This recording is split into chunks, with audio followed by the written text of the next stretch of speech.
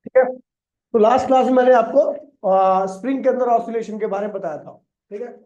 मैंने series combination और parallel combination और बताना बाकी रह गया था। नॉर्मल आपको स्प्रिंग बता दी थी सीरीज, वो चाहे हॉरिजॉन्टल स्प्रिंग रखी हो चाहे वर्टिकल स्प्रिंग रखी हो, उसके साथ एक मास अटैच्ड है, तो उसके अंदर जो ऑसिलेशन होगा बिल्कुल एक जैसे ही होगा। दोनों का टाइम पीरियड क्या होगा, सेम होगा।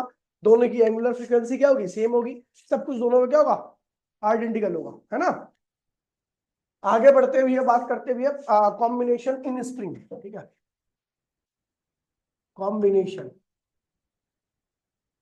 इन स्प्रिंग। स्प्रिंग के अंदर आप कॉम्बिनेशन कर रहे हो। ठीक है। हमारे पास दो तरीके के कॉम्बिनेशन होते हैं, एक होता है सीरीज कॉम्बिनेशन, सीरीज कॉम्बिनेशन, और दूसरा होता है आपका पैरेलल कॉम्बिनेशन, पैरेलल कॉम्बिनेशन।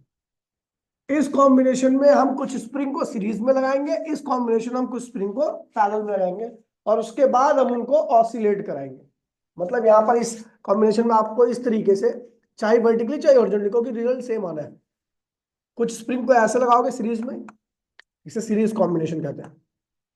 ठीक है। और उसके साथ एक मास अटैच करके उसको ऑसिलेट करा दोगे, क्योंकि स्प्रिंग का खुद का कोई मास नहीं होता, इसलिए आपको एक्स्ट्रा मास ऐड करना पड़ता है, और ताकि ऑसिलेशन क्या होगी आपकी बनी रहे। ठीक है। पैरेलल कॉम्बिनेशन में आप कुछ इस तरीके से दो स्प्रिंग को या दो से ज्यादा स्प्रिंग को भी आप लगा सकते हो, कोई दिक्कत नहीं है। ठीक है। एक दूसरे से के साथ लगाओगे। ठीक है। ये जो मास है ये ऑसिलेटिंग मास है, इसका स्प्रिंग कांस्टेंट K1 है, इसका स्प्रिंग कांस्टेंट क्या K2 है, और उसके बाद ऑसिलेट कराओगे। तो अभी हम पहला करने जा रहे हैं भैया सीरीज कॉम्बिनेशन। ठीक है। सीरीज कॉम्बिनेशन में क्या होता है, सीरीज कॉम्बिनेशन। ठीक है। सीरीज कॉम्बिनेशन में हमें क्या करना है, पहले डायग्राम ध्यान दीजिएगा। ऐसा वर्टिकली दो तीन जितनी भी स्प्रिंग लगा सकते हो उतनी लगा देना। मास क्या है जो ऑसिलेट करेगा, उसका मास क्या है, M है। ठीक है। ये स्प्रिंग कांस्टेंट क्या है, K1 है, इसका स्प्रिंग कांस्टेंट क्या है, K2 है, और ये इस वक्त कहां पर है, मेन पोजीशन पर है। ठीक है। जैसे ही आप फोर्स लगाओगे नीचे की तरफ, ऑन अप्लाइंग फोर्स, ऑन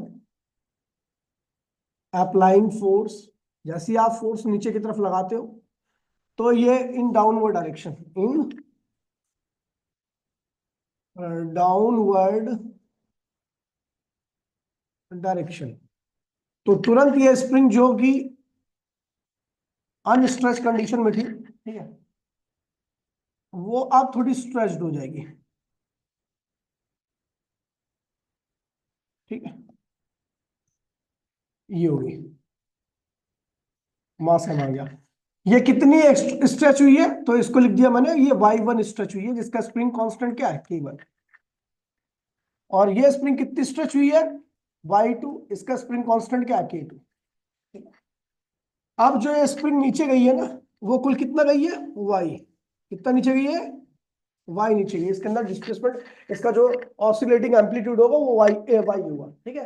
तो हेयर y जो होगा आपको पता है, ये जो y होगा, ये y, वो इसके अंदर एक्सटेंशन प्लस इसके अंदर एक्सटेंशन के सम के बराबर होगा। क्लियर है बात भाई। ठीक है। तो हमने लिख दिया y इक्वल्स टू में y1 प्लस y2 लिख दिया। चलो भैया, दूसरी बात, आपको पता है जब आपने स्प्रिंग को नीचे खींचा, तो स्प्रिंग को रिस्टोर करने के लिए ऊपर की तरफ एक फोर्स लग रहा है। ठीक है। तो कितना लग रहा होगा, F इक्वल्स टू में माइनस के, तो पता ही नहीं है ना अपने को, के नहीं जानते हम, क्योंकि यहाँ पर दो दो स्प्रिंग लगी हुई है। एक का स्प्रिंग कांस्टेंट K1 है, दूसरा क्या है, K2 है, हम नहीं जानते यहाँ पर। तो इसलिए हमने यहाँ पे लिख दिया के इन सीरीज। के इन मतलब दो स्प्रिंग कांस्टेंट लगे, तो दोनों के रिजल्ट से जो नया स्प्रिंग कांस्टेंट आया, मैंने उसको लिख दिया KS। क्या लिख दिया, और डिस्प्लेसमेंट कितना हुआ है, y हुआ है। टोटल डिस्प्लेसमेंट कितना हुआ है, टोटल स्प्रिंग कांस्टेंट क्या लिया है, KS। KS is the result of K1 and K2, और y क्या है, टोटल डिस्प्लेसमेंट, मीन पोजीशन से डिस्प्लेसमेंट हुआ, तो इसे ध्यान रखना। ठीक है। तो मैंने इसको लिख दिया पहले इक्वेशन। अच्छा, आपको बता दो, जितना फोर्स आपने नीचे लगाया उतना ही फोर्स ये वाली स्प्रिंग भी ऊपर लगाएगी, है ना। जितने फोर्स खींचोगे नीचे की तरफ, तो उतना ही फोर्स ये वाली स्प्रिंग लगाएगी, लेकिन इस वाली स्प्रिंग का फोर्स क्या होगा, -K2 y2। कोई दिक्कत तो नहीं है। और ये वाली स्प्रिंग भी उतने ऊपर फोर्स लगाई खुद को रिस्टोर को, तो इसको लिया एफ, ये भी फोर्स एफ ही होगा। इसकी वैल्यू क्या होगी? K1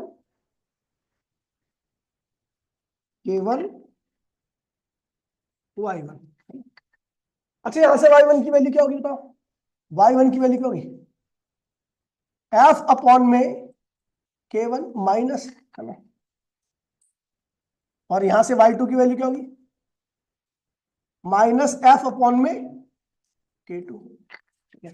ये जो आपका Y1 की वैल्यू ये आ रखी है और जो Y2 की वैल्यू ये आ रखी है, आप यहां पुट कर दीजिए, ठीक है। तो on putting the value of putting, ये इक्वेशन बाद में यूज कराऊंगा, ठीक है। On putting the value of Y1 and Y2 इन अब इक्वेशन, ऊपर वाली इक्वेशन में हमने पुट कर दिया। तो पुट करने के बाद आपका क्या आने वाला है कि y इक्वल्स टू में Y1 की वैल्यू क्या रखी है? f माइनस एफ अपॉन में K1, बोलो हाँ। और Y2 की वैल्यू क्या आएगी? f अपॉन में K2, है ना। ये हो गया। अभी हमने क्या किया इसको कि y इक्वल्स टू में माइनस एफ कॉमन ले लिया। माइनस एफ क्या किया? अंदर क्या बचने वाला आपका? 1 बाय में K1 प्लस 1 बाय में क्या बचेगा? K2, ठीक है। समझ गया? अब हमने क्या किया कि हमें पता भी है ये चीज, जो अभी इसको थोड़ा और सॉल्व कर लो तो ज्यादा अच्छा रहेगा आपके लिए। एफ इक्वल्स टू में क्या हो जाएगा आपका? K2 K1 K1 plus K2, ठीक हो गया। आपको पता है रीस्टोरिंग फोर्स हमेशा अकेला होता है। आपने देखा ना एफ इक्वल्स टू में माइनस के वाई फोर्स। हाँ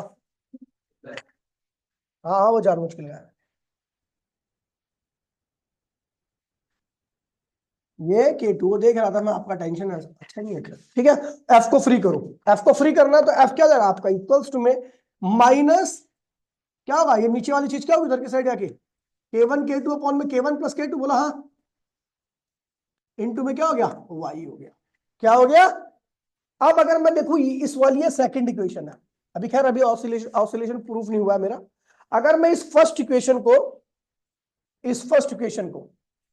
और इस सेकंड इक्वेशन को कंपेयर करूं तो यहां पे एक नई चीज निकल के आती है। On comparing first and second equation, अगर मैं कंपेयर करता हूं तो वहां पर वाई एफ की जगह पर एफ है ना, वाई की जगह पर वाई है। लेकिन के एस की जगह पर देखो, के एस की जगह पर यहां पर के एस है ना, और यहां पर क्या है? ये। तो इसका मतलब क्या है कि के एस और ये दोनों आपस में क्या है? बराबर है। सो के एस इक्वल्स टू में माइनस लगा दीजिए, माइनस K1 K2 अपॉन में K1 प्लस K2, ठीक है। ये हो गया। इसका मतलब अगर आप दो स्प्रिंग को सीरीज में कंबाइन करते हो तो उनके जो कांस्टेंट की वैल्यू आती है वो यहां से आने वाली है, ठीक है। पहले अगर टोटल स्प्रिंग कांस्टेंट निकालना आपको स्प्रिंग पैरेलल सीरीज कॉम्बिनेशन में, तो आप पहली स्प्रिंग का कांस्टेंट, दूसरी स्प्रिंग का कांस्टेंट, पहली स्प्रिंग का कांस्टेंट प्लस दूसरी स्प्रिंग का कांस्टेंट करोगे तो टोटल स्प्रिंग कांस्टेंट आएगा सीरीज कॉम्बिनेशन में। तो ये आपके लिए नई बात है जो इसमें आपको पता लगेगा, और इसका इस्तेमाल कई जगह पे होना है, यहां के अलावा भी कई जगह पे करोगे आप, ठीक है। तो सीरीज कॉम्बिनेशन में कुल, अब ये अगर spring consist with n turn, अभी एन 4n स्प्रिंग हो जाएगा, 4n स्प्रिंग एन, अगर आपके पास n स्प्रिंग है तो क्या होगा? तो इसी हिसाब से आपका ये मामला क्या होगा? बढ़ जाएगा, ठीक है। खैर अभी तो 2 के लिए करो, ज्यादा वरना झमेला हो जाएगा, ठीक है। ये हो गया, कैलकुलेशन बढ़ जाएगी इसमें, ठीक है। तो ये आपका हो गया total spring constant in series combination. अब इसको हम सिंपल हार्मोनिक भी प्रूफ कर देते हैं। आपको पता है ये क्या है? एफ क्या होता है? मास इनटू में एक्सेलरेशन माइनस K1 K2 और K1 प्लस K2, और ये क्या हुआ? वाई हो गया। इसको एक काम करो, इसको इधर ले आओ उधर, है ना। A equals to minus K1 K2 m K1 plus K2, और ये क्या हो गया? वाई हो गया। अच्छा अब आप ए को क्या लिखते हो? आप ए क्या है? डबल डिफरेंशिएशन ऑफ वाई, और इस टर्म को, इस पूरी टर्म को हम इधर ले आते हैं, है ना। तो ये जाएगा प्लस K1 K2 अपॉन में K1 प्लस K2 और ये क्या हो गया, मास आ गया, और इनटू में क्या हुआ, वाई हो गया, बराबर में क्या हो गया, 0। आप देख रहे हो पूरी टर्म क्या है, कांस्टेंट है, कांस्टेंट है ना, तो इसे कहते हैं ओमेगा स्क्वायर। आपको बता रखा है मैंने, वाई के साथ जो भी कांस्टेंट होगा किसके बराबर होगा, ओमेगा स्क्वायर के बराबर। और ये मोशन हमने क्या प्रूफ कर दी, सिंपल हार्मोनिक, क्या हो गया, SHM, सिंपल हार्मोनिक प्रूफ हो चुकी है, और इसके आने की संभावना बहुत ज्यादा है। ठीक है, अब ये ओमेगा स्क्वायर है, सो ओमेगा स्क्वायर आपका क्या आ गया, K1 K2 M K1 plus K2, तो ओमेगा क्या होगा आपका, K1 K2 अपॉन में M K1 plus K2, under root में हो जाएगा, है ना, ये हो गया आपका ओमेगा। दूसरा, आपको पता है भैया फ्रीक्वेंसी टाइम पीरियड क्या होता है, तो आपको बताया था 2 पाई अपॉन में ओमेगा होता है, कल ही बताया था मैंने आपको, है ना। इसको उल्टा कर दीजिए तो आएगा 2 पाई अंडर रूट में M K1 plus K2 upon में K1 K2। अच्छा, तो तीसरा फ्रीक्वेंसी क्या होगी, तो टाइम पीरियड का भी क्या होता है, उल्टा होता है, इसको भी उल्टा कर दो तो 1 बाय में क्या होगा, 2 पाई, क्या होगा, K1 K2 M K1 plus K2। तो इस तरीके से हमने हर चीज को निकाल दिया। ठीक है, जब दो स्प्रिंग एक दूसरे से सीरीज कॉम्बिनेशन में, ठीक है, ये बहुत इंपॉर्टेंट चीज है, तो इसलिए ध्यान रखना कि सीरीज कॉम्बिनेशन, अगर आप जैसे आप रेजिस्टेंस का कॉम्बिनेशन करते हो, कैपेसिटेंस का करोगे 12th में, ठीक है, इंडक्टेंस का करोगे, रेजिस्टेंस का किया ही है आपने, है ना, तो इसी तरीके से आपका सीरीज कॉम्बिनेशन भी होता है, और सीरीज कॉम्बिनेशन निकालने का यही फॉर्मूला है, और यहीं से आता है आपका, और कहीं से नहीं आ सकता, तो ध्यान रखना। ठीक है, आगे बढ़ते भैया बात करते हैं parallel combination. Parallel combination, combination एकदम मैंने सीधा सीधा बता रखा है, मैंने कोई बातों को ना उलझाया ही नहीं है, बिल्कुल एकदम स्ट्रेट फॉरवर्ड में बता रखा है। थोड़ी बहुत कैलकुलेशन है वो तो आपको आती नहीं, बेसिक कैलकुलेशन है वो आनी चाहिए आपको। ठीक है, अब हमने क्या किया इस बारी, दो स्प्रिंग को कुछ इस तरीके से एक दूसरे के साथ ऐसा अटैच कर दिया, यहाँ पे नीचे मास लगा दिया, ऑसिलेटिंग मास। अच्छा, इसका स्प्रिंग कांस्टेंट क्या है, K1 है, इसका क्या है, K2 है। ठीक है, on applying force, on applying force on oscillating mass, on oscillating mass in downward direction, नीचे की तरफ मैंने क्या किया, डाउनवर्ड डायरेक्शन में ऑसिलेटिंग मास के ऊपर फोर्स लगा दिया। जैसे मैं फोर्स लगाऊंगा तो आप देखोगे कि ये सिस्टम जो होगा वो खींच के क्या होगा,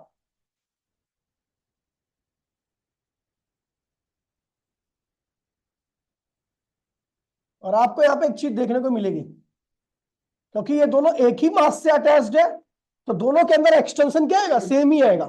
जब आप इस मास को नीचे खींचोगे तो ये स्प्रिंग और ये स्प्रिंग दोनों सेम ही तो खींचेंगी, बेशक इनका स्प्रिंग कांस्टेंट अलग अलग क्यों ना हो। ठीक है, तो इसके अंदर भी कितना एक्सटेंशन आया, एक्स, और मीन, सॉरी मीन, ये मीन पोजीशन थी इसकी, मेन पोजीशन, मेन पोजीशन से एक्स, ये कितनी नीचे आई, एक्स नीचे आई, और ये भी कितनी नीचे आई, एक्स नीचे आई, है ना।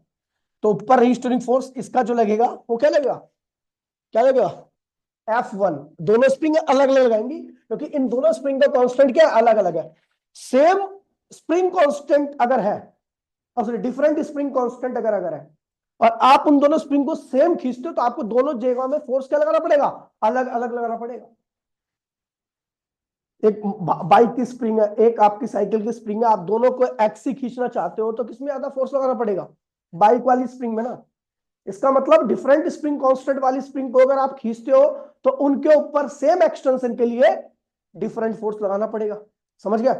तो जाहिर सी बात है ये वाली स्प्रिंग दूसरा फोर्स लगा रही होगी खुद को रिस्टोर करने के लिए, और दूसरी यहां पे लगा होगा, हाँ, ये वाली स्प्रिंग अपने आप पर दूसरा फोर्स लगा रही, कितना लगा रही होगी, F1 लगा रही होगी, वो किसके बराबर होगा, -K1 इंटू में y के x के, ये y x क्यों लिख दिया मैंने, y लिख दो इसे, y के, और ये वाली स्प्रिंग भी अपने अपने आप को रिस्टोर करने के लिए दूसरा फोर्स लगा रही हो, क्या होगा, K2 इंटू में y, y, ठीक है। ठीक है। तो इस पूरे कॉम्बिनेशन में कुल कितना रिस्टोर करने के लिए फोर्स, देखो यहां से आपके पापा धकेल रहे हैं, यहां से आप धकेल रहे हो, तो ऊपर की तरफ कुल कितना फोर्स लग रहा होगा, total restoring force, total restoring force कितना होगा बेटा, F1 प्लस F2, ये टोटल रिस्टोरिंग फोर्स आ गया। समझ गए? अब इस चीज को ध्यान रखना, ये टोटल रिस्टोरिंग फोर्स है।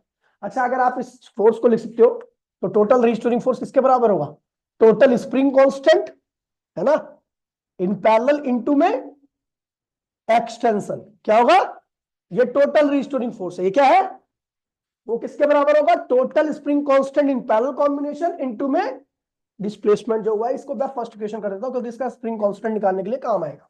ठीक है, तो हमें पता लग गया भैया, ये समझ में आ गया। देन आपको पता है टोटल स्प्रिंग कांस्टेंट क्या है, तो टोटल स्प्रिंग फोर्स क्या है, एफ है, और ये एफ किसके बराबर होगा, F1 प्लस F2 के, है ना। F1 की वैल्यू क्या रखी भैया बताइए, F1 की वैल्यू क्या है, -K1y, और F2 की वैल्यू क्या रखी है, -K2y, है ना। F इक्वल, ये ज्यादा हार्ड नहीं है, उससे आसान है वाला, है ना। तो F इक्वल्स टू में -y क्या करो, कॉमन ले लो, -y क्या करो, कॉमन ले लो, अंदर क्या हुआ, K1 प्लस K2 आ गया, है ना। और इसको अगर थोड़ा अरेंज करके लिख लेता हूं, जैसे मैं लिखता हूं तो K1 प्लस K2 इनटू में y, ये माइनस आ गया। अब अगर मैं ये सेकंड इक्वेशन और ये फर्स्ट इक्वेशन को कंपेयर करूं, ऑन कंपेयरिंग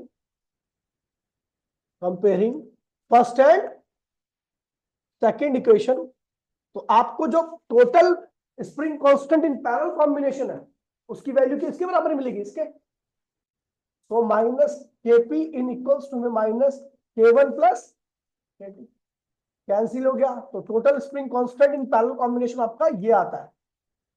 अगर दो स्प्रिंग को आप पैरेलल में कंबाइन कर दोगे तो कुल स्प्रिंग कांस्टेंट क्या होगा, बढ़ जाएगा। एक स्प्रिंग को खींचना सीरीज में, दो स्प्रिंग को सीरीज में लगाओ, खींचो, आप आसानी से खींच लोगे उसको, यानी दो स्प्रिंग को सीरीज में लगाने से स्प्रिंग कांस्टेंट कम हो जाता है। लेकिन उन्हीं दो स्प्रिंग को पैरेलल में लगाकर खींचो तो आपको ज्यादा एफर्ट्स लगाने पड़ेंगे, इसका मतलब स्प्रिंग कांस्टेंट क्या हो गया, बढ़ गया। तो इसीलिए आपका पैरेलल कॉम्बिनेशन में टोटल स्प्रिंग कांस्टेंट क्या है। अच्छा, एन स्प्रिंग होगी तो ऐसी मामला क्या होगा, एन तक बढ़ जाएगा। ठीक है भैया, ये ध्यान रखना। अब आते हैं इसको और फिर प्रूफ करते हैं यहां से, ये तो आपके लिए अलग से है स्प्रिंग कांस्टेंट निकालने का, और ये भी यहीं से आता है और कहीं से भी आ सकता है। ठीक है, अब आप ये बात करते हैं ऑसिलेशन प्रूफ करने के लिए। तो ये क्या हुआ, एफ इक्वल्स टू में -K1 प्लस K2 इंटू में क्या हुआ, वाई आया था। अब इसको क्या लिखेंगे, मास इंटू में एक्सीलरेशन, -K1 प्लस K2, और ये वाई हो गया, इस मास को धन याद रखा, A इक्वल्स टू में -K1 प्लस K2 अपॉन में क्या हो गया, M, वाई आ गया, इसको क्या लिखेंगे, डबल डिफरेंशिएशन, और इसको धन लिया, ठीक है, plus K1 plus K2 upon में M इंटू में क्या हो, y बराबर में क्या आ गया, 0 आ गया, है ना। तो हम लिख सकते हैं, आपको पता है ये पूरी पूरी किसकी फॉर्म आ गई है, सिंपल हार्मोनिक फॉर्म आ गई है। यहाँ पर ये क्या होगा, omega square, so omega square इसके बराबर आ गया, K1 प्लस K2 अपॉन में M के, देन ओमेगा की वैल्यू क्या होगी, ओमेगा की वैल्यू होगी √K1 प्लस K2 अपॉन में M, ये हो गया आपका कॉम्बिनेशन। और अगर मैं टाइम पीरियड निकालूं तो टाइम पीरियड क्या होता है, 2 पाई अपॉन में ओमेगा, तो ये 2 पाई, तो ओमेगा की वैल्यू आपको पता ये है तो उल्टा हो जाएगा, क्योंकि डिवाइड करना तो क्या होगा, M अपॉन में K1 प्लस K2, फ्रीक्वेंसी क्या होगी, इसका उल्टा यानी 1 में 2 पाई √K1 प्लस K2 अपॉन में M, ये हो गया आपका, सारी चीजें मैंने करा दी। ठीक है, क्लियर है। तो भैया ये सीरीज कॉम्बिनेशन और पैरेलल कॉम्बिनेशन, नॉर्मल स्प्रिंग आपका आ गया। ठीक है, तो ये आसान है, मुझे लगता नहीं है कि इसमें कोई ज्यादा दिमाग लगाने की आवश्यकता है, पिछले ऐसा ही है, बस हाँ थोड़ा बहुत आपको चीजें याद रखनी। ठीक है, अब इससे रिलेटेड कुछ क्वेश्चंस हैं जो मैं कराने आ रहा हूं। ठीक है, आपका पैरेलल हो गया, सीरीज हो गया, है ना। ठीक है, क्वेश्चन आते हैं। पहला क्वेश्चन आपका ये है,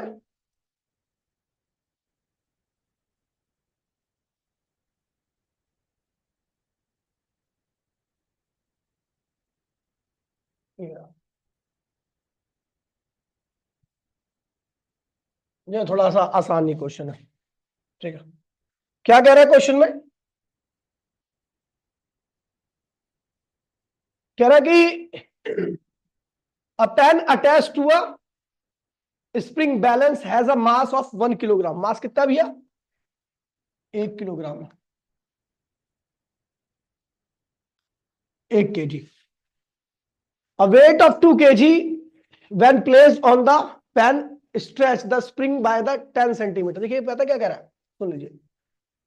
और उसके बाद उस वेट को हटा दिया गया, फ्रीक्वेंसी विद द, ठीक है, empty pan will be oscillate. ठीक है, देखिए कह रहा है कि एक, सुन लीजिए, एक पेन है, कोई पेन मतलब, अरे स्प्रिंग ही मान लो, ठीक है, एक स्प्रिंग है। ये देखिए क्वेश्चन में ऐसा कह रहा है, एक स्प्रिंग है जिसका खुद का मास कितना है?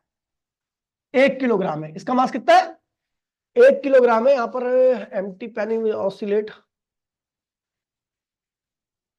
अरे नहीं नहीं, यहाँ पे ले लिया, यहाँ पे ले लिया, ठीक है। ये पेन मतलब क्या हो गया?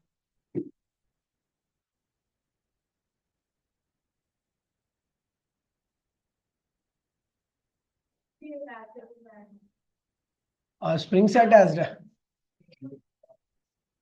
एक मिनट ना, देखिए मतलब ये कोई भी बॉडी है, ठीक है, ऑसिलेट कर रही है वो, क्या मतलब वो ऑसिलेट कर सकती है, पेन की जगह कोई और भाड़ में गया, ठीक है। उसका मास क्या है? 1 किलोग्राम है। यानी जो ऑसिलेट करेगा, ऑसिलेटिंग मास में लिख रहा हूं केवल, वो क्या है? 1 किलोग्राम। क्या करेगा? क्योंकि 2 किलोग्राम को बाद में हटा दिया गया है, 2 किलोग्राम को बाद में, मतलब वो ऑसिलेट नहीं करेगा। ऑसिलेट क्या करेगा? केवल 1 किलोग्राम मास करेगा, ठीक है। लेकिन यहाँ पे स्प्रिंग कांस्टेंट दे रखा है, हम वैसे तो निकाल ले, लेकिन स्प्रिंग कांस्टेंट दे रखा है। अच्छा एक चीज देखो, आपने 2 किलो का मास लटकाया है, यानी 2 किलो के मास ने कुछ वे फोर्स लगाया होगा, उसकी वजह से उसके अंदर क्या होगा? एक्सटेंशन हुआ होगा। क्या होगा? एक्सटेंशन कितना हुआ? Due to 2 kg mass, 2 kg mass, spring expand by कितना भैया एक्सपेंड हुआ? तो मैंने मान लिया वाई एक्सपेंड हुआ है। कितना एक्सपेंड हुआ है? नहीं वो तो दिया हुआ है ना, 10 सेंटीमीटर, ठीक है। Placed the pan stretch by y equals to 10 centimetre. ये क्या है? एम्पलीट्यूड है। क्या है ये? एम्पलीट्यूड। देन रीस्टोरिंग फोर्स क्या होगा? अब आपका एक्सटेंशन इतना हुआ है, तो रीस्टोरिंग फोर्स क्या होगा? देन रीस्टोरिंग फोर्स क्या होगा? तो आपको पता है F इक्वल्स टू में K इंटू में वाई होता है। माइनस मत लगाना, क्योंकि K की वैल्यू जो होगी वो पॉजिटिव आनी चाहिए आपकी। क्या आनी चाहिए? F कितना लगाया आपने? 2 kg। 2 kg जो फोर्स लगाएगा उसकी वजह से एक्सटेंशन हुआ है, तो 2 kg कितना फोर्स लगाएगा? तो लगाएगा भैया 2 इंटू 9.8। K की वैल्यू अपने को दी नहीं है, लेकिन एक्सटेंशन दे रखा 10 सेंटीमीटर, बोले तो 0.1 मीटर। तो यहां से आपने सॉल्व किया तो K की वैल्यू आएगी 196 न्यूटन पर मीटर आएगी K की वैल्यू, ठीक है। अब इस ये फोर्स लगाया, उसकी वजह से, सॉरी, इतना फोर्स लगाया, कितना फोर्स लगाया भैया? और ये रहा, इतना फोर्स लगाया, उसकी वजह से ये एक्सटेंशन हुआ, और उसके बाद इस फोर्स को हटा दिया गया। जब फोर्स हटा देगा तो चीज क्या होगी? ऑसिलेट करना चालू कर देगी। ऑसिलेट करना चालू करेगी तो उसकी फ्रीक्वेंसी क्या होगी? देन ओमेगा क्या होता है? अंडर रूट के अपॉन में एम होता है। क्या कितना है भैया? क्या 196, और मास क्या है जो ऑसिलेट कर रहा है? तो भैया वो 1 kg है। ऑसिलेटिंग मास आपने 1 kg का है, तो ओमेगा आ गया। यहां से आप क्या निकाल सकते हो? टाइम पीरियड निकाल लोगे, ठीक है। फ्रीक्वेंसी निकालोगे, 2πf होता है, ओमेगा होता है 2πf होता है। वो किसके बराबर हो रहा है? 196 किसी का अंडर रूट होता है क्या? 14 का। ये ये 14 आ गया, तो फ्रीक्वेंसी क्या होगी इसकी? 2π। तो ये क्या हुआ? 7/में पाई, है ना। टाइम पीरियड क्या होगा? तो टाइम पीरियड फ्रीक्वेंसी का उल्टा, बोले तो π/7। सब कुछ आ गया। साथ ही रखूंगा, क्यों? अबे नहीं, उसके साथ ऑसिलेट नहीं हो रहा। 1 kg का पेन था, उसके साथ 2 kg मास लटकाया, उसके बाद 2 kg को क्या किया भैया? हटा दिया गया। उसके 2 kg की मास की वजह से एक्सटेंशन हुआ, मीन से दूर आया, उसके बाद मीन से दूर आने के बाद उसको हटा दिया 2 kg के मास को। अब 2 kg के मास को हटा दिया तो मीन से दूर आ रखा है, तो अब क्या करेगा, ऑसिलेट करना चालू करेगा। कौन ऑसिलेट कर रहा है, 1 किलो मास, 2 kg मास नहीं ऑसिलेट करेगा उसके साथ। समझ गए? आगे बढ़ते भैया, बात करते हैं अगले क्वेश्चन को। अब ये जो क्वेश्चन है ज्यादा इंपॉर्टेंट है, इसलिए ध्यान रखिए।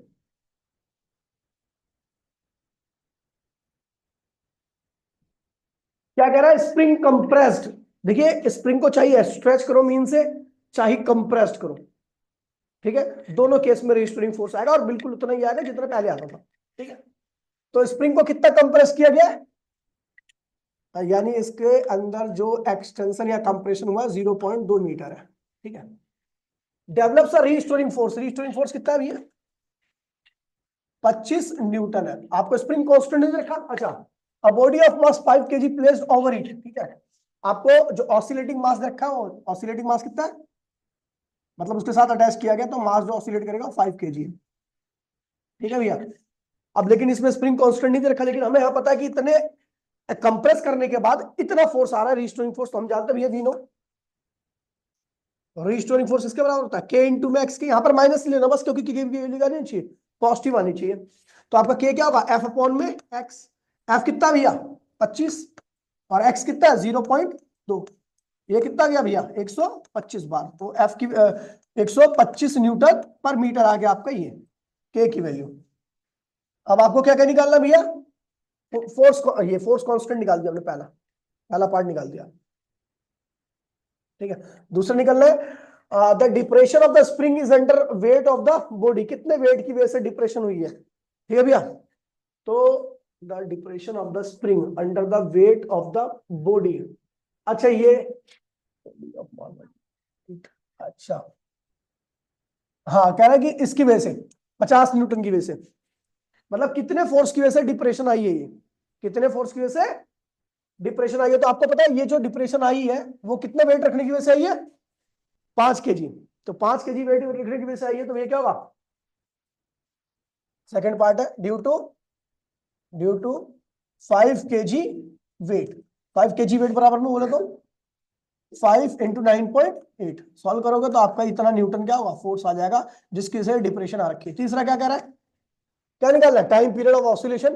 ठीक है, इफ बॉडी इज डिस्टर्ब, कह रहा टाइम पीरियड निकालना है आपको। तो टाइम पीरियड क्या होता है, बताया था आपको, 1/2 pi under root m upon में के। ठीक है, तो आपको एम पता है भैया 5 kg जो ऑसिलेट करेगा डिस्टर्ब करने के बाद, के की वैल्यू आपको पता ही है 125, 2 पाई आप जानते हो, निकाल लोगे।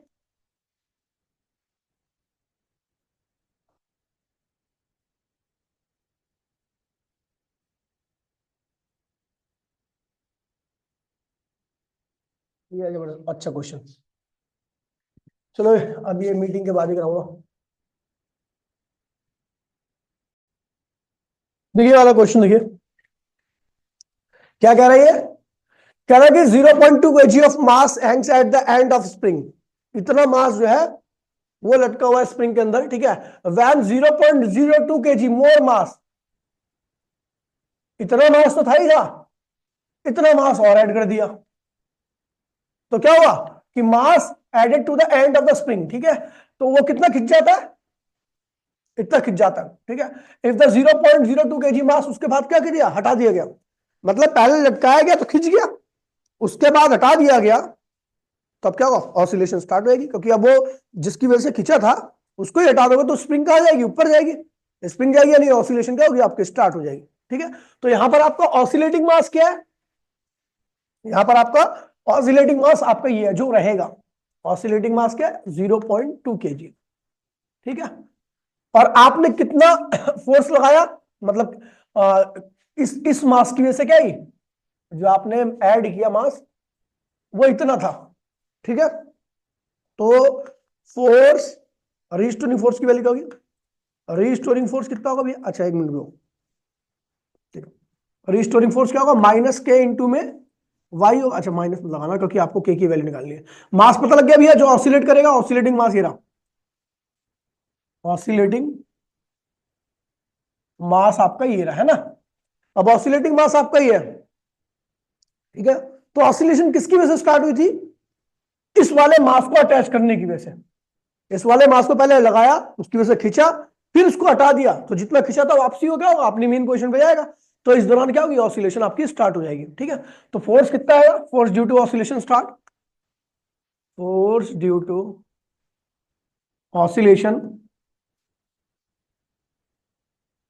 ऑसिलेशन स्टार्ट कितना होगा, एफ इक्वल्स टू में के वाई, एफ कितना लगाया भैया आपने, इतने फोर्स की वजह से ऑसिलेशन स्टार्ट हो गया। तो फोर्स निकालने के लिए क्या करोगे, 0.02 इंटू में 9.8 मल्टीप्लाई कर दिया। के की वैल्यू अपने को पता नहीं है, निकालनी है। वाई कितना है, एक्सटेंशन कितना है था 7 सेंटीमीटर, यहां पर 0.7 लिख दो, 0.07।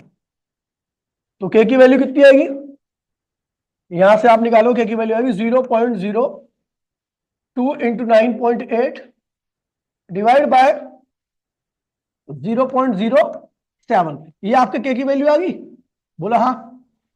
अब अपने को क्या निकालना है भैया, what will be the period of vibration, मतलब कितने टाइम बाद ऑसिलेशन होगी। तो कोई दिक्कत नहीं है, आप क्या लिखेंगे, पीरियड ऑफ ऑसिलेशन तो क्या होगा 2 pi under root m upon में के, एम अपॉन में के था, देख लो ना फॉर्मूला यही है, मेरे को याद नहीं है, मेरे को फॉर्मूला भूल जाता हूँ बहुत जल्दी, ठीक है ना। तो एम आपका ऑसिलेटिंग मास क्या है भैया 0.2, और के की वैल्यू क्या रखी है आपकी, यहां से आ रखी है, आप दोनों वैल्यूज को रखो और आंसर निकल आएगा। ठीक है, अगला देखिए,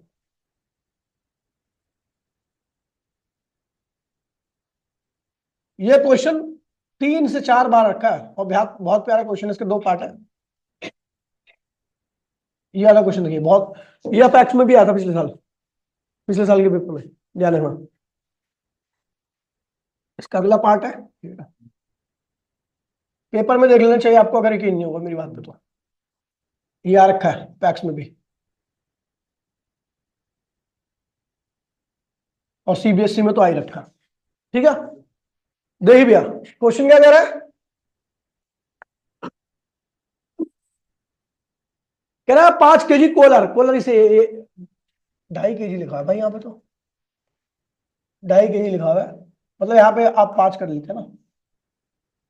5 kg collar is attach to spring of force constant, देखिए स्प्रिंग कांस्टेंट यहाँ पर दे रखा है आपको ऑलरेडी, के की वैल्यू कितनी रखी है 500 newton per metre, is slide without friction on the horizontal rod, इस रॉड के ऊपर क्या कर रहा है, ये स्लाइड कर रहा है, मतलब इधर जा रहा है फिर इधर आ रहा है, ये है ना। 5 kg है, ध्यान रखना, यहाँ पे 2.5 kg लिखा विदाउट फ्रिक्शन। ठीक है, the collar is displaced from the equilibrium position by 10 centimetre, यानी उसको इतना दूर कर दिया, ये मीन पे था ना, मीन से कितना दूर कर दिया इसको 10 सेंटीमीटर, यानी इसका ऑसिलेशन एम्पलीट्यूड क्या होगा 10 सेंटीमीटर, बोलो तो 0.1 मीटर है ना। ठीक है, द पीरियड ऑफ ऑसिलेशन आपको निकालना है, क्या निकालना है, ऑसिलेट कौन कर रहा है, ये है। ठीक है, ये 2.5 kg, चलो 2.5 kg लेके चलता हूं। ठीक है, तो पीरियड ऑफ ऑसिलेशन क्या होगा, टी इक्वल्स टू में 2 pi under root m upon में के, सब कुछ दे रखा है, मास ऑसिलेट कौन कर रहा है भैया, ये 2.5 kg, कौन ऑसिलेट कर रहा है, ऑसिलेटिंग मास, मास क्या आपका ये 2.5 kg है ना। स्प्रिंग कांस्टेंट आपको दे ही रखा है, टाइम पीरियड निकल आएगा। दूसरा क्या कह रहा है, द मैक्सिमम स्पीड या मैक्सिमम वेलोसिटी, तो आपको याद है मैक्सिमम वेलोसिटी का फॉर्मूला क्या था, ए ओमेगा, क्या था याद नहीं आता, मैक्सिमम स्पीड जो होती थी, मैक्सिमम डिस्प्लेसमेंट एम्पलीट्यूड होता था, मैक्सिमम स्पीड ए ओमेगा होती थी, मैक्सिमम एक्सेलरेशन ए ओमेगा स्क्वायर होता था। ठीक है, तो एम्पलीट्यूड क्या है 0.1, ओमेगा कैसे निकलेगा, तो आपको पता है अंडर रूट के अपॉन में एम के बराबर होता है, आपको के पता है ये रहा, और ऑसिलेटिंग मास की वैल्यू आपको पता ही है 2.5 kg। अच्छा, ये पूरे के पूरे मास दे रखा है 5 kg, और जो ऑसिलेट कर रहा है उसका मास क्या है 2.5 kg। ठीक है, तो यहां से आप रख दोगे। ठीक है, तो ऑसिलेटिंग मास है। फिर उसके बाद क्या बोल रखा है आपका मैक्सिमम एक्सेलरेशन, क्या बोल रहा है, मैक्सिमम एक्सेलरेशन क्या होगा भैया, ये मैक्सिमम स्पीड है, मैक्सिमम एक्सेलरेशन होगा ए ओमेगा स्क्वायर, तो ए क्या है भैया आपका 0.1 है, और ओमेगा क्या होगा के अपॉन में एम के बराबर होता है, ओमेगा स्क्वायर, ओमेगा की वैल्यू अंडर रूट के अपॉन में एम होती है, तो ओमेगा स्क्वायर की वैल्यू ये होगी, कोई दिक्कत तो नहीं है। आ रखा है, फ्री का क्वेश्चन है, कुछ नहीं करना, फॉर्मूला बेस्ड है, जिसने थोड़ा कर रखा है वो आसानी से कर लेगा।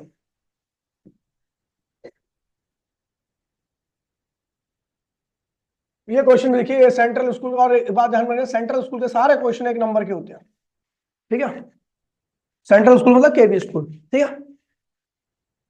इस क्वेश्चन को देखिए, कह रहा है भैया two identical spring, spring identical है तो स्प्रिंग कांस्टेंट क्या होगा, K1 बराबर में K2 बराबर में Q, दोनों का स्प्रिंग कांस्टेंट सेम होगा, ठीक है। दोनों का फोर्स कांस्टेंट के दे रखा है, कनेक्टेड इन सीरीज, क्या लिखा हुआ है, सीरीज में। उसके बाद फिर पैरेलल में, और मास कितना अटैच्ड है उसके साथ, m। Calculator ratio of time period, बहुत आसान है, कोई दिक्कत ही नहीं है। तो भैया पहले का टाइम पीरियड का रेशियो, पहला T1 क्या आएगा, 2 pi under root m upon में, पहले सीरीज में किया मैंने, किस में किया, सीरीज में। उसके बाद T2 क्या आएगा, ये सीरीज में कर रहा हूं, सीरीज में, ठीक है। और T2 क्या है, 2 पाई अंडर रूट, मास वही है, बस आपने क्या कर दिया, पैरेलल में कर दिया, क्या कर दिया, पैरेलल कॉम्बिनेशन में। आपको पता भी है सीरीज कॉम्बिनेशन में आता है फॉर्मूला क्या था, हाँ देखिए, तो यहां पर ध्यान रखना, सीरीज कॉम्बिनेशन में अगर आप दो स्प्रिंग को जोड़ते हो तो क्या होगा, K1 K2 अपॉन में K1 प्लस K2, यही था, यही था ना, पक्की बात है। तो ये भी क्या, ये भी क्या, ये भी क्या, सब के रख दो, तो के स्क्वायर ऊपर में क्या होगा, 2K, एक के से एक क्या, क्या हुआ, कैंसिल हो गया, तो सीरीज के अपॉन में 2 हो जाएगा, यानी स्प्रिंग कांस्टेंट क्या हो गया, आधा हो गया। इस केस का तो टाइम पीरियड आप निकाल सकते हो। अब पैरेलल में क्या होगा, पैरेलल में K1 प्लस K2, तो K प्लस K, यानी क्या हुआ, स्प्रिंग कांस्टेंट क्या हुआ, डबल हो गया, क्या हो गया, डबल हो गया। तो T1 की वैल्यू क्या आएगी, T1 क्या आएगा, अब रेशियो निकाल दो, T1 की वैल्यू क्या है, 2 पाई, m वही है, स्प्रिंग कांस्टेंट इन सीरीज क्या है, K बाय में 2 अपॉन में 2 पाई अंडर रूट, मास वही है, स्प्रिंग कांस्टेंट इन पैरेलल क्या है भैया, 2K, ठीक है भैया। यहां से आपका 2 पाई से 2 पाई कैंसिल हो गया, ये देखिए ये दो ऊपर जाएगा तो ये आएगा आपका 2m अपॉन में K, और ये क्या हो जाएगा आपका m अपॉन में 2K, ठीक है। अभी m से m क्या हुआ, कैंसिल, K से क्या हुआ, कैंसिल हो गया, ठीक है। तो ये हो जाएगा T1 अपॉन में T2 इक्वल्स टू में क्या हो जाएगा आपका √2, और ये भी ऊपर जाएगा तो क्या होगा √2, यानी क्या हुआ 2। तो आपका आ गया भैया T1 अपॉन में T2 का वैल्यू क्या आ गई 2, यानी रेशियो क्या आएगा, T1 upon is to T2 क्या आएगा 2:1। ये क्वेश्चन भी काफी बढ़िया क्वेश्चन है और काफी ज्यादा बार रखा है, पैरेलल सीरीज पे ऊपर भेजता हूँ, ठीक है।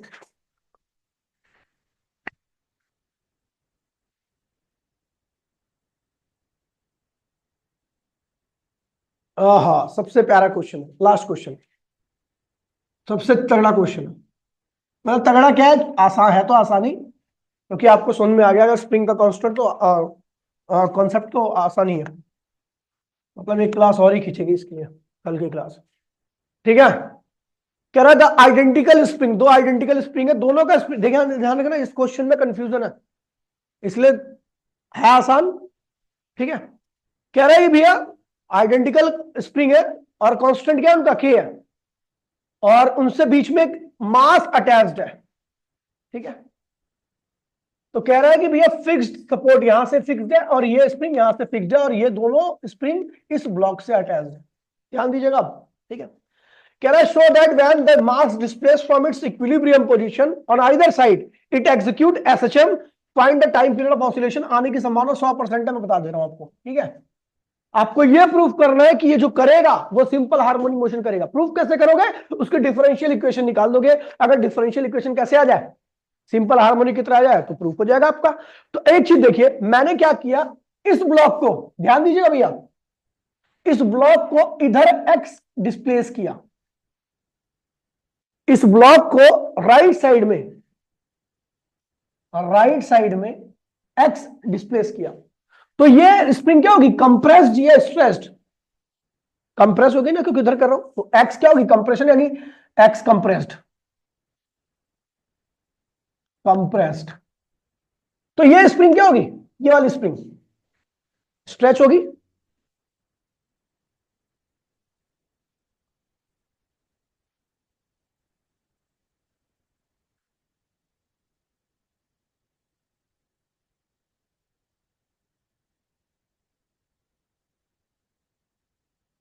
ठीक है, एक्स मैंने स्ट्रेच कर दिया उसको।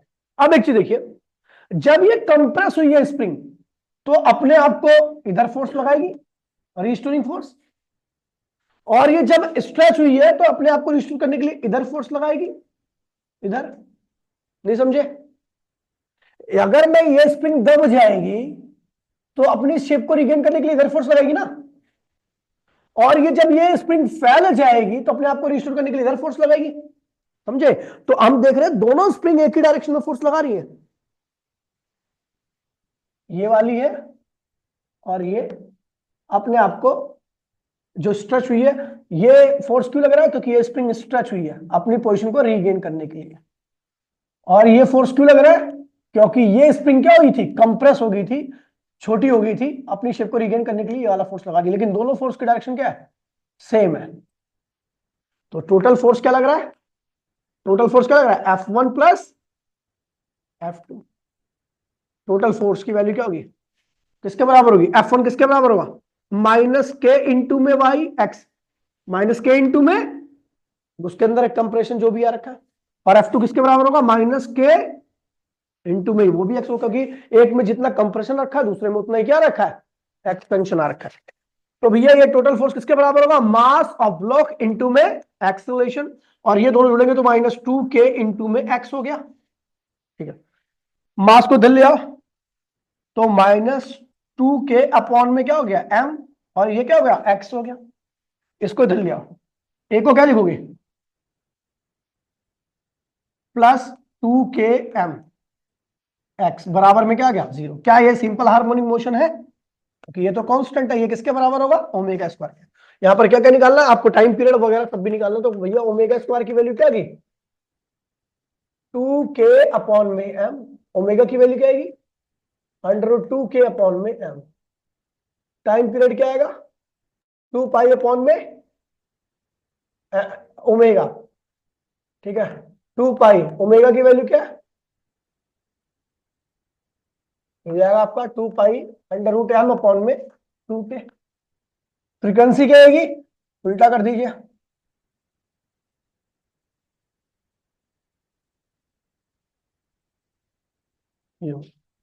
बहुत आसान क्वेश्चन है। इसमें बस आपको इतना ध्यान रखना है, दोबारा से मैं इस चीज को डायग्राम को एक बार एक्सप्लेन कर दे रहा हूं, ध्यान दीजिएगा। ठीक है, खत्म हो गया क्वेश्चन। कह रहा है अगर मैं इसको इधर x डिस्प्लेस करूंगा मास को, तो ये x क्या होगी? कंप्रेस्ड। और ये x क्या होगी? बाहर निकल जाएगी ना। ये x तो कंप्रेस होगी, लेकिन ये x क्या होगी? स्ट्रेच हो जाएगी। x